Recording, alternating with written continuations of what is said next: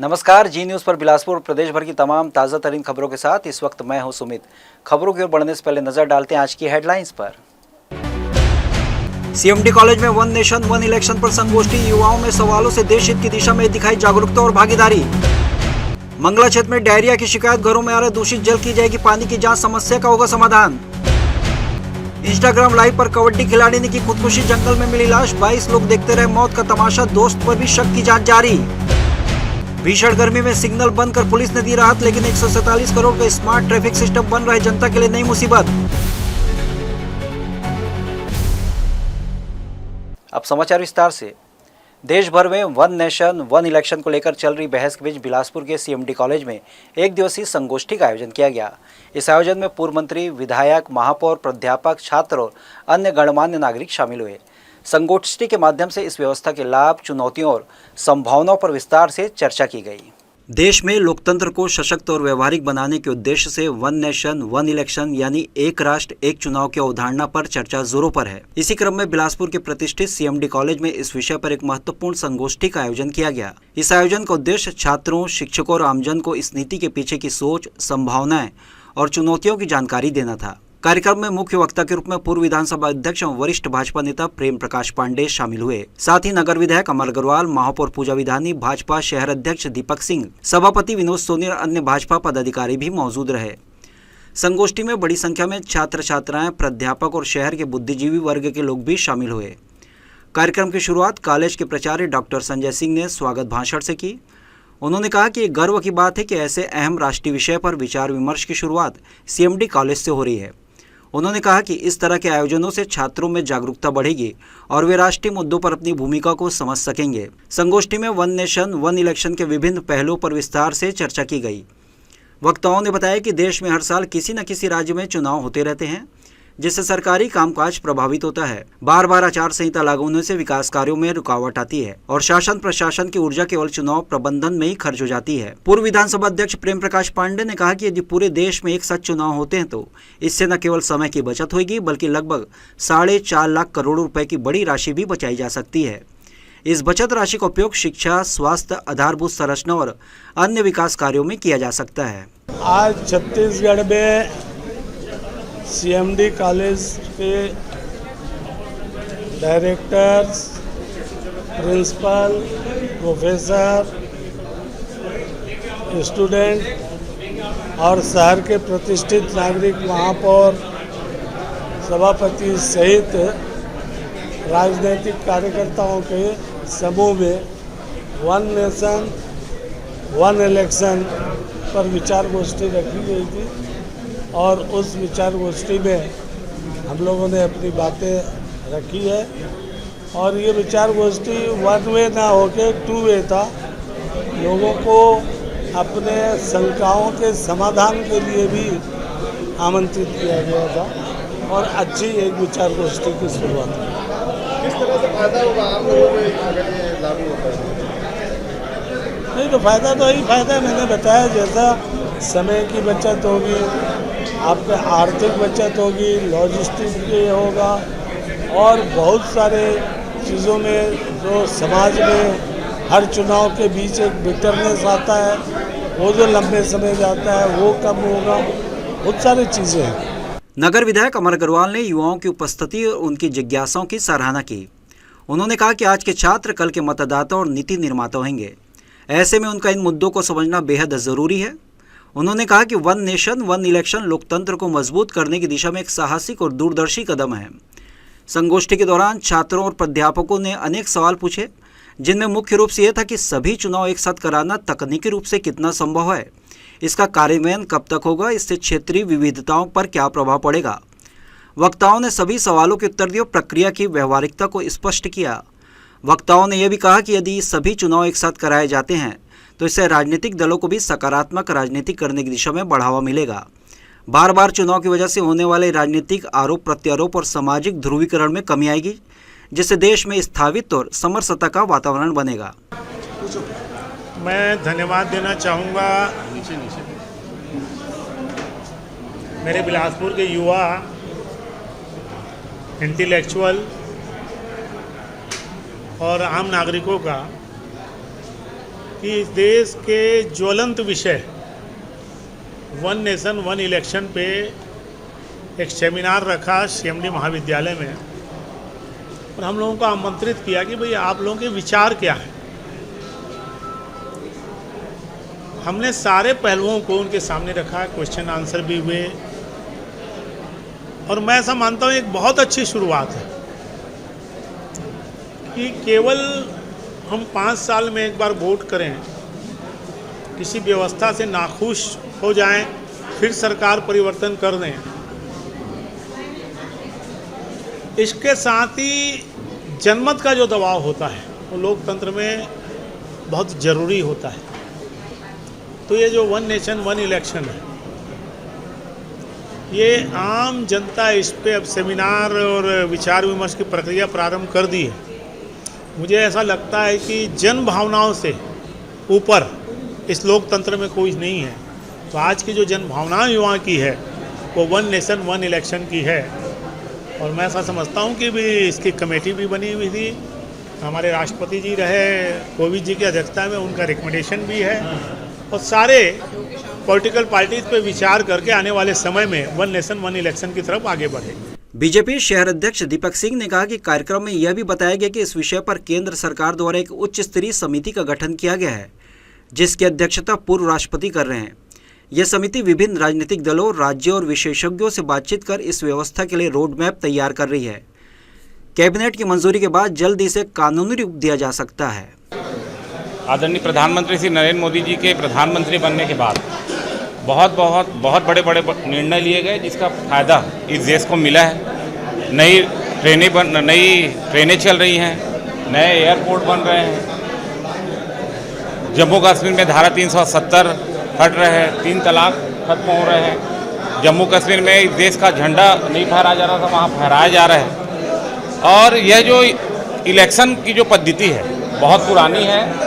जिस तरह से हमारे वरिष्ठ जनों ने बताया कि 1,26,000 करोड़ रुपया पिछले लोकसभा चुनाव में अफवाह हुआ था, पैसा किसका है? जनता का है। कहीं ना कहीं हमारे राष्ट्रीय नेतृत्व की यह सोच है कि इस देश में विश्व का सबसे बड़ा लोकतंत्र देश है, लोकतंत्र बहाली हो और अच्छे से हो, निष्पक्षता से हो।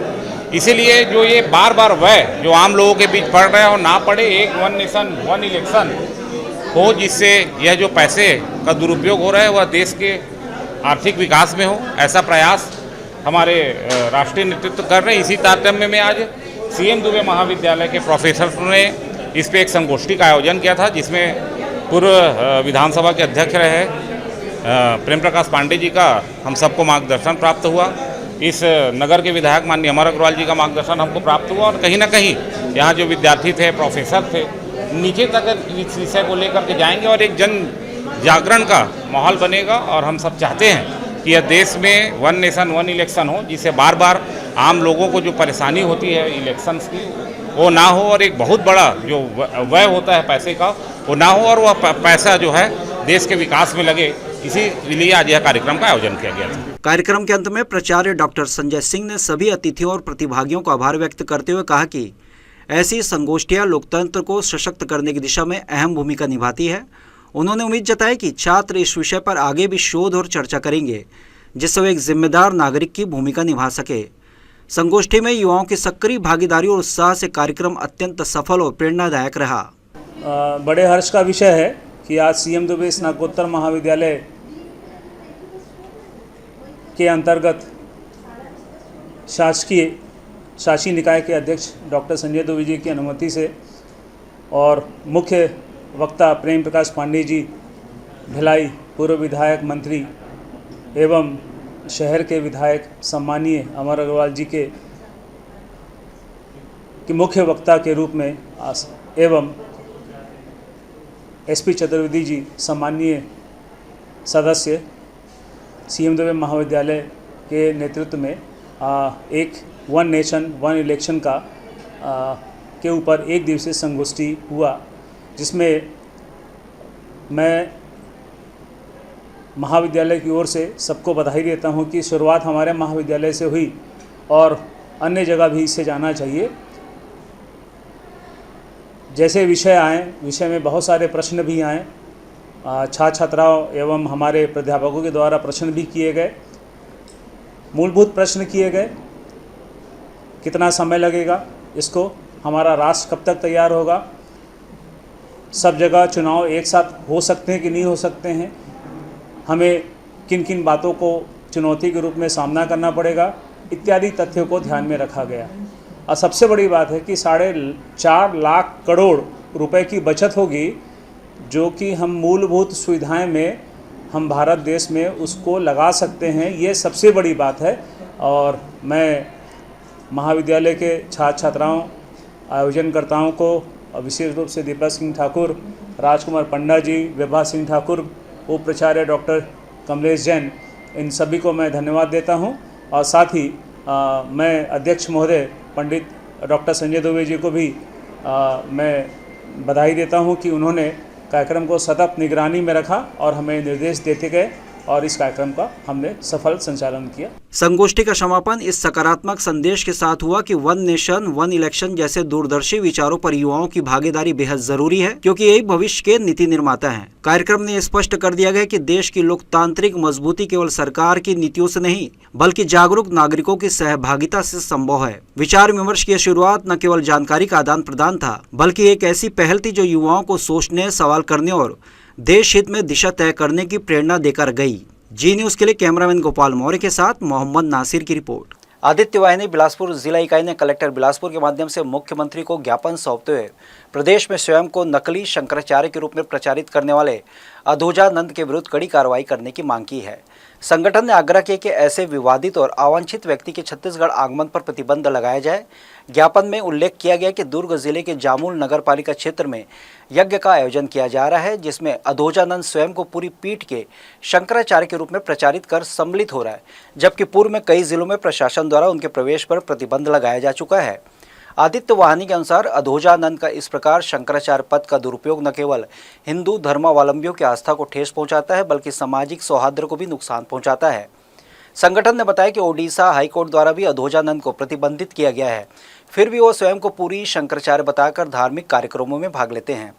आदित्य वाहिनी ने मांग की कि ऐसे व्यक्ति के खिलाफ कानूनी कार्रवाई की जाए और प्रदेश भर में उनके प्रचार प्रसार पर रोक लगाई जाए, ताकि धार्मिक भावनाओं को आहत होने से बचाया जा सके। दुर्ग जिले में जामुल शहर में एक महायज्ञ आहुत की गई है, जिसपे नकली शंकराचार्य बन के अधोजानंद नाम के एक युवक, और जो कि अपने आप को पूरी पीठ के शंकराचार्य बोलते हैं, वो आ रहे हैं। उन्होंने अपने नाम के पीछे बकायदा एक पद का नाम दिया गया है जो पूरी शंकराचार्य जी के पद पे है। हम ऐसे व्यक्ति का पुरजोर विरोध करते हैं। एक ऐसा व्यक्ति जो कि उड़ीसा राज्य में पूर्णतः प्रतिबंधित है, एक ऐसा व्यक्ति जो कि कई कलेक्टरों द्वारा प्रतिबंधित करके रखा गया कि आप हमारे जिले में नहीं आएंगे, वैसे व्यक्ति का इस दुर्ग जिले में स्वागत किया जा रहा है, उसको पूरी शंकराचार्य जी के रूप में। हम उसकी पुरजोर विरोध करते हैं और उसको दुर्ग जिले में आगमन पर रोक लगाने के लिए माननीय मुख्यमंत्री के नाम से कलेक्टर महोदय को ज्ञापन देने के लिए आए थे। आदित्य वाहिनी की पूरी टीम, आदित्य वाहिनी के सभी सदस्य माननीय मुख्यमंत्री जी के को ज्ञापन प्रेषित करने के लिए कलेक्टर महोदय के माध्यम से हमने ज्ञापन प्रेषित किया है। विषय ये था कि दुर्ग जिले में एक जो यज्ञ आयोजित है, उसमें अधोजानंद नामक व्यक्ति पूरी शंकराचार्य के रूप में अपने को ख्यापित करके उपस्थित हो रहा है और लोग उसे, वहाँ कुछ लोग जो हैं पूरी शंकराचार्य के रूप में स्वागत कर रहे हैं। इसका हम विरोध करते हैं और जो नकली पूरी शंकराचार्य के रूप में अपने को कर रहा है, ख्यापित कर रहा है, उसके विरुद्ध शासन आवश्यक कार्रवाई करे, यह हमारा निवेदन। इस वर्ष रबी फसल को लेकर किसानों में काफी उत्साह देखने को मिला था कि इस वर्ष सभी को उम्मीद थी कि तत्कालीन सरकार द्वारा नहर में पानी दिया जाएगा, बल्कि रबी फसल में किसानों को कोई समस्या नहीं आएगी। मगर शक्ति जिले के मालखरोद क्षेत्र के किसानों का कहना है कि वर्तमान में नहर में पानी नहीं दिया जा रहा, जिससे फसल बर्बाद होने के कगार में आ गई है, जिससे किसानों द्वारा जल संसाधन विभाग को कई बार लिखित मांग की जा चुकी है। बावजूद इसके नहर में पानी नहीं दिया जा रहा है। सभी किसानों द्वारा जल संसाधन विभाग खरसिया को लिखित में आवेदन देने गए हैं। किसानों का कहना है कि जल्द पानी नहीं छोड़ा जाएगा तो फसल पूरी तरह बर्बाद हो जाएगी। उस समय हमारे पास आत्महत्या के सिवाय कोई दूसरा रास्ता नहीं रहेगा। हमने कर्ज लेकर खेती की है, ऐसे में पानी न देना हमारे लिए काफ़ी परेशानी हो सकती है। हमन सरकार के निर्देश अनुसार सब रबी फसल लगाए रहे, नहर में पानी यहीं के हिस्सा, और आज स्थिति अतका खराब है खेत के कि बड़े बड़े दलगार फट गए हैं। अब हमन जल संसाधन विभाग ला कई बार आवेदन दे डाले हैं, जा के मैडम से मिल ले हैं और कलेक्टर ऑफिस में भी मिले हैं। ओकर बावजूद भी कुछ दिन पानी दिस, 2 दिन 4 दिन तक बाद पूरा बंद कर दिस। आज ऐसे स्थिति आए कि खेत पूरा फट गए है। अगर पानी जल्द से जल्द हमन के नहर में नहीं आई तो खेत पूरा बर्बाद हो जाही। और जब खेत मरे के फसल मरे के अगर कगार में आई तो जबरदस्ती हमन ला मजबूरन धरना प्रदर्शन या चक्का जाम करे लागी। ओकर जवाबदारी पूरा सरकार के रही। और हमारे बोर साथ में कम से कम 100-150 आदमी है, जब सब पूरा रबी फसल लगाए है और सबके धान है मरे के कगार में है। हमन सब किसान रबी फसल लगाए हैं, पानी दी सरकार है। अभी पानी पूरा बंद कर दे, 8-10 दिन ले ज़्यादा हो गए। खेत पूरा फट गए, पूरा खर्चा किसान कर चुके हैं। ओकर बाद अभी बाली निकले के टाइम पानी नहीं मिला थे। अब पानी नहीं मिली तो किसान आत्महत्या करे के लिए तैयार है। अगर आत्महत्या करी तो सरकार के जवाबदारी है। और ये स्थिति में पानी दे देते तो ठीक है, नहीं दी तो फिर कल परसों से चक्का जाम करे तैयार हैं। सरकार एक जवाबदारी खुद ली। शासन के निर्देशानुसार हम लोग रबी फसल लगाए हैं और आज पानी 8-10 दिन हो गया नहीं मिला है। खेत एकदम सूखा है और शासन पानी यदि नहीं देता है तो धान का फसल चौपट हो जाएगा। और इसमें फसल बर्बाद होने की स्थिति में हम लोग चक्का जाम करने के लिए बाध्य होंगे। पानी की मांग है। लखनऊ के अस्पताल में लगी भीषण आग की घटना ने पूरे देश को हिला दिया और अब बिलासपुर सिम्स के अस्पताल, जिला अस्पताल को लेकर भी गंभीर सवाल उठ खड़े हुए हैं। हीट वेव और भीषण गर्मी के इस दौर में फायर सेफ्टी कोई औपचारिकता नहीं बल्कि जिंदगी बचाने की बुनियादी ज़रूरत है। बिलासपुर के सिम्स, जिला अस्पताल, शिशु भवन में इमरजेंसी वार्ड से लेकर जनरल ओपीडी तक कई स्थानों पर अग्निशमन यंत्र तो धूल से अटे पड़े हैं या फिर उनकी वैधता की मियाद खत्म हो चुकी है। कुछ जगहों पर तो फायर एक्सटिंग्विशर है ही नहीं और जहां है वहां कोई अलार्म सिस्टम नहीं, न कोई संकेतक बोर्ड, न कोई आपातकालीन अभ्यास। सिम्स की बात करें तो पिछले 1 साल से यहाँ 3,57 लाख रुपए की लागत से ICU, NICU समेत 28 विभागों में ऑटोमेटिक फायर सिस्टम लगाया जा रहा है, जिसका काम अब तक पूरा नहीं हुआ है। अस्पताल प्रबंधन के दस्तावेजों में फायर सेफ्टी का 70% काम पूरा दिखाया गया है, लेकिन जमीनी हकीकत कहती कि 30% से ज्यादा काम अब भी अधूरा पड़ा है। मगर उसको चलाने वाला कोई नहीं है, उसको यूज करने वाले की कोई यानी कि वो नहीं है, कोई यूज कर सके ऐसा इंसान नहीं है वहाँ। और मैं वहाँ 1.5 साल काम की हूँ, मेरे को इस चीज का अच्छे से पता है। सिर्फ बोलते हैं कि इससे आग बुझ जाएगा, लेकिन किसी को भी नहीं आता वहाँ आग बुझाने, उसको चलाने यानी कि वहाँ के किसी भी व्यक्ति को नहीं आता। इसका मैं 1.5 साल काम की हूँ, गार्ड का काम की हूँ। गार्ड लोगों को पुताना आना चाहिए उसको बुझाने के लिए, लेकिन इसका कोई ट्रेनिंग नहीं दिया जाता वहाँ। गर्मियों के मौसम में हमेशा आगजनी की समस्या पूरे प्रदेश में बढ़ती है, पर बिलासपुर में अभी विगत कई दिनों से देखा जा रहा है कि आगजनी की समस्या बहुत तेज है। सिम्स या जिला हॉस्पिटल में आगजनी की व्यवस्था के लिए फायर सेफ्टी तो लगाया गया है, पर देखने में ऐसा लगता है कि वो तो धूल खा रहा है और उसके लिए ना कोई प्रशिक्षु है। तो शासन प्रशासन को इसमें पहल करना चाहिए कि फायर सेफ्टी की व्यवस्था करनी चाहिए और वहाँ पर एक प्रशिक्षु भी रखना चाहिए, जिससे कि अगर आगजनी टाइप की कोई घटना हो तो उस पर कंट्रोल और नियंत्रण पाया जा सके सही समय पर। 2023 में सिम्स के एक वार्ड में आगजनी की घटना हो चुकी है। जान का बड़ा नुकसान तो नहीं हुआ था, लेकिन उस समय बड़े बड़े वादे किए गए थे कि अगली बार कोई चूक नहीं होगी, लेकिन हालात बताते कि वादों का धुआं अब भी अस्पताल के सिस्टम में पसरा हुआ है। नर्सिंग होम एक्ट के तहत जो है सभी अस्पताल को फाइल ऑडिट कराया रहना रहता है, जिसको होम गार्ड द्वारा पूरा किया जाता है।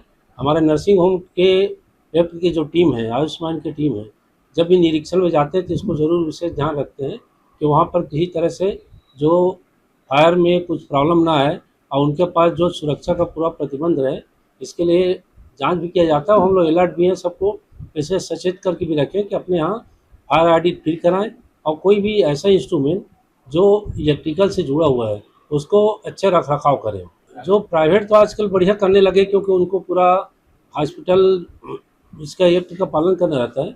हमारे शासकीय में भी कुछ प्रॉब्लम है, तो हम लोग शासकीय अस्पतालों को भी इसके लिए निर्देश जारी किए हैं कि पूरा फायर ऑडिट करा ले, और जो भी ऐसे वायरिंग हो रहा है अगर लटका हुआ पाया तो उसको तुरंत सुधरवाएं उसको। सवाल सिर्फ एक अस्पताल का नहीं, एक सिस्टम की सोच का है, जहां इलाज के साथ साथ सुरक्षा भी उतनी अहम है। और अगर आग जैसी आपदा के वक्त तैयारियां अधूरी हों तो ये लापरवाही नहीं, जिंदगियों से खेल है। जी न्यूज़ के लिए प्रियंका सिंह की रिपोर्ट।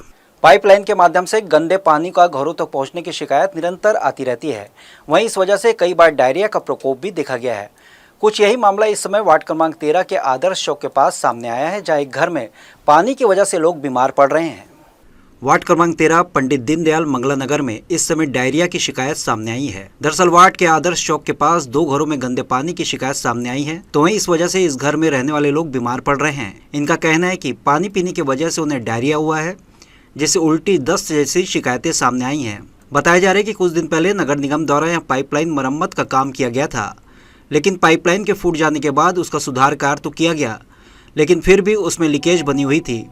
क्योंकि ये पाइप सीवरेज की थी, ऐसे में पाइपलाइन में लीकेज होने से यहाँ पानी घरों में पहुँचने वाले पाइपलाइन में मिलकर घरों में पहुँच रहा है, जिसकी वजह से इन घरों में इस तरह की शिकायत सामने आई है। हालांकि क्षेत्र के अन्य घरों में फिलहाल गंदे पानी या डायरिया की कोई शिकायत नहीं है। यही वजह कि पानी की जांच करने की बात भी सामने आ रही है, लेकिन वास्तविक स्थिति देखें तो कई पाइपलाइन नालियों के बीच से होकर गुजरी है, जिसकी वजह से डायरिया का खतरा हमेशा इन क्षेत्रों में बना रहता है।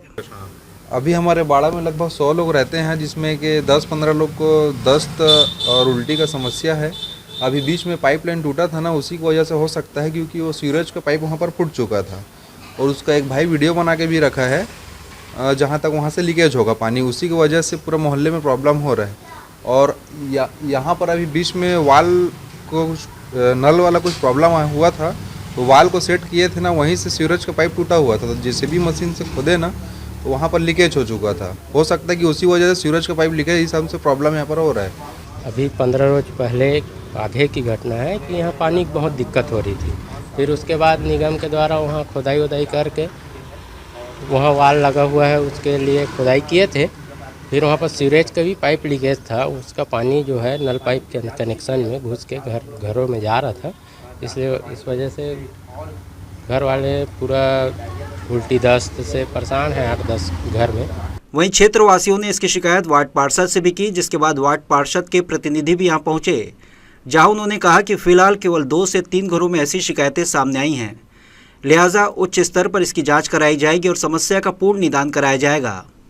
मैं वार्ड नंबर 13 का पार्षद प्रतिनिधि हूं, ओंकार पटेल, और मेरे को तत्काल सूचना मिला है अभी के अभी कि आदर्श चौक के पास असलम के परिवार में 6-7 को डायरिया का शिकायत है।